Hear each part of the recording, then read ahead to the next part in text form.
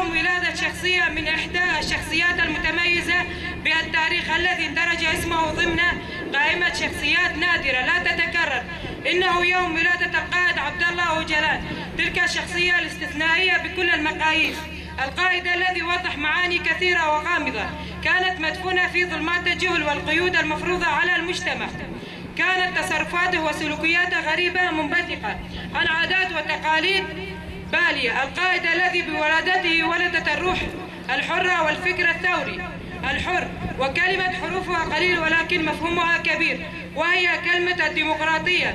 فبولادته ونشأته وثقافته ولدت تلك الكلمة وانتشرت بين المجتمعات المحصورة بفكر التطور، فأخذت منحى كبير وبقيت حتى انتشرت في جميع المجتمع، وأخذت الشعوب بها وسارت على نهجها، وبدأت تطالب بالحرية والهوية والتخلص من فكر العبودية.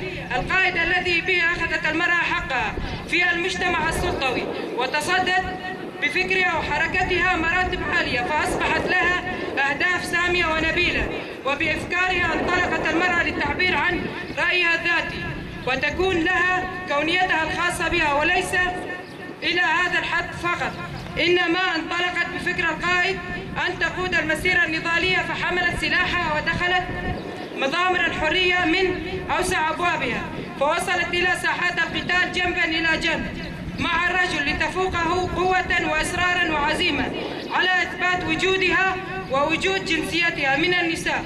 وصلت إلى شهادة فتصدت زيلان وبريتان وهيدين ومرقي وآرين وأبستا ساحات المجتمع الديمقراطي للمرأة الحرة التي حاربت لتصل إلى تحرير أرضنا ضمن فكر القائد في تحرير الشعوب الأراضي المغتصبة. فاليوم ولدت مع ولادته تأسيس جيش وحدات حماية المرأة التي تمثل المرأة بأفكارها على كل الأصعدة. نتمنى أن نحرر تلك الشخصية من سجون الظلام، وأن يولد مشرق آخر بحريته التي طالما نادى بها أبناء المجتمع الديمقراطي الحر في كل شبر من أرضنا.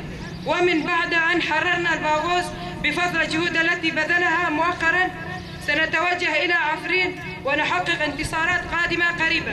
مع تحياتنا الثورية قيادة ساحة الرقة سركفتنبر بالناصر للجميع.